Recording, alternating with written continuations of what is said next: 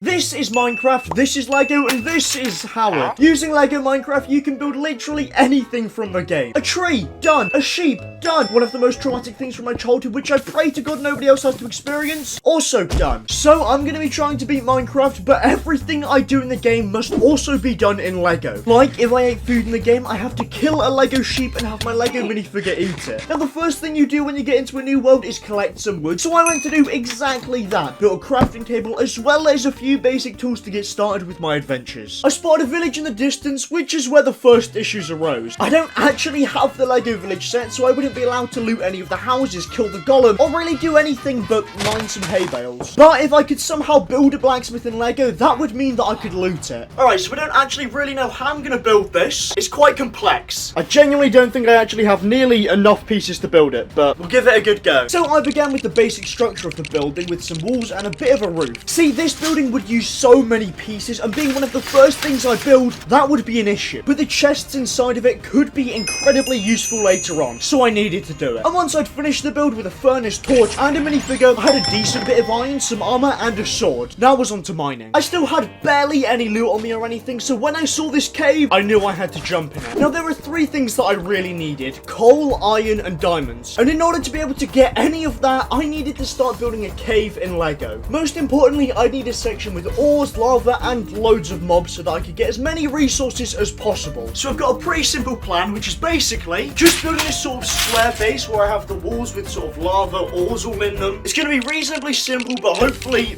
quite effective. And thus I got to building a somewhat simple cave when I had an idea. Basically, I could build the cave so that I could build other stuff on top of it, meaning I could basically just add any future sets to it and then end up with one huge build once I beat the game. I started building some ores of diamond, lapis, iron, and coal to go into the cave, which meant I could now go around and mine them and collect as many resources as I would ever need. But to explore the deeper caves with lava, I'd need to build some water to be able to access the rarer ores, as well as some mobs minifigures, which would allow me to defend myself. Except for zombies, because I couldn't find my zombie minifigures, so they're off the table. And after a good bit of mining and finishing off the build, I now had a fully functioning Lego cave system, which I could use to get all the resources I needed. And as I made my way to the surface, I realized it was actually quite scary out here. So I needed a home. I started building a basic dirt hut, which I could use as my first home in the game to protect me through the night. In Lego, I basically wanted to keep it as simple as possible with a square base and some hills and a small recreation of the house with a few interior details. I made sure it was the same size as the cave system, which would allow me to just place it on top and create a much bigger set. The hut was just a very basic rectangle with a door, which I had to custom build because I didn't have one. But this would be more than worth it because it provided tons of protection from mobs, as well as a nice place to lay down and rest. But I was far from done. My goal in the end was to completely beat the game, which would mean I now had to gear up and build loads of new armor to prepare for the nether. I began trying to beef up on food supplies as well as collect some more gold, but I could only kill pigs because they're the only mob I have in Lego. And after doing that for quite some time, I found this ruined portal, but I'd only be able to light it if I could build it in Lego. But I was looking incredibly short on supplies, so I made an order. The package has arrived. So here everything is. My plan is basically to just use all of those sets to build my own nether region, but also this one here, because it has a spawner, which will be very important. In order to get the Eyes of Ender to light the end portal, I'd need to first find a blaze spawner to get some blaze powder. But before I could do any of that, it was time to get building. What I wanted to start off doing was literally just building the nether sets and seeing what I had to work with. Lego Minecraft sets are perfect for just being able to move things around and rebuild them however you'd like, coming with not only so many useful pieces, but also tons of mobs. This would now mean that whenever I went to the nether, I could now trade with piglins. So I made sure I was getting as much gold as I could in the hope that I could get some ender pearls. And as I built both of the nether sets, I began coming even closer to creating something that I could use to add to my current world. So with a simple portal build, I was now able to make my way into the nether.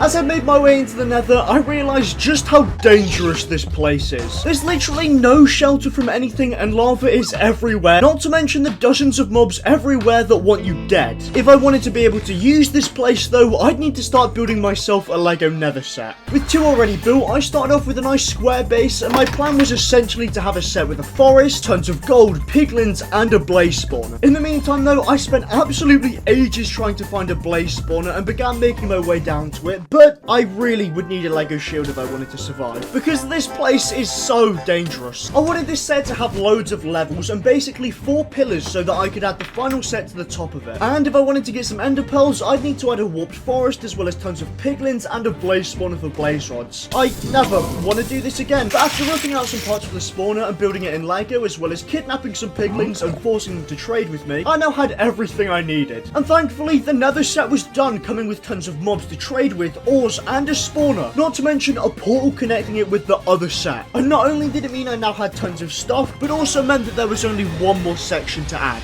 The end. This would be one of the most difficult parts of the game, where I'd have to face off against the Ender Dragon. And although I didn't have nearly enough pieces and was severely undergeared, I made my way to fight one of the most dangerous and lethal mobs in the game. In a way, it's sort of similar to online hackers who try to steal your online identity on public networks. Like you're using your device to try and get onto a website, but you don't even realize that cyber criminals are literally trying to steal all of your precious data. Surfshark's VPN is kind of like turning on peaceful mode and eliminating any enemies who try and stop you from doing what you want to do. And with over 3,200 servers in over 100 countries, it's also a great way to access and unblock content from tons of sites, like Netflix, where you can use Surfshark to change your IP address and access content from basically anywhere in the world. Like you could select UK Netflix to be able to watch tons of Spider-Man content. Surfshark are offering a special Black Friday deal, where if you use my code GSTUD, you'll get 85% off and 3 months free using it, starting from the 1st of November to the 31st of December with a 30-day money-back guarantee, so there is no risk trying it out. So please do click the link in the description to check it out, and thank you to Surfshark for sponsoring today's video. I started making my way to find the stronghold, travelling thousands and thousands of blocks while trying to pick up any extra stuff that I could along the way. This would be a long journey, but I'd need one thing to allow me to make it to the end: a Lego set. This is the only one I could get my hands on because Lego makes barely any end sets, but it would be perfect for trying to build a new section for the build. And after getting completely geared up and eventually finding the portal, all that was left to do was make my way in. The first thing I needed to do was take out all of the end crystals so the dragon couldn't regenerate health. I poured out all of the pieces and started making a square base with the simple pillar design that came with the set, as well as the enderman. These are so annoying in the game, Jesus Christ. But with this now built, I could make my way around and destroy the crystals whilst trying not to die every 2 seconds, until finally it was just me and the dragon. After finishing the small build of him, I made it my goal to eliminate him, surviving by whatever means possible and pulling some of the best plays I've ever done. I kept on shooting him for ages and ages, trying different strategies and all the while trying to avoid enderman. And the dragon's health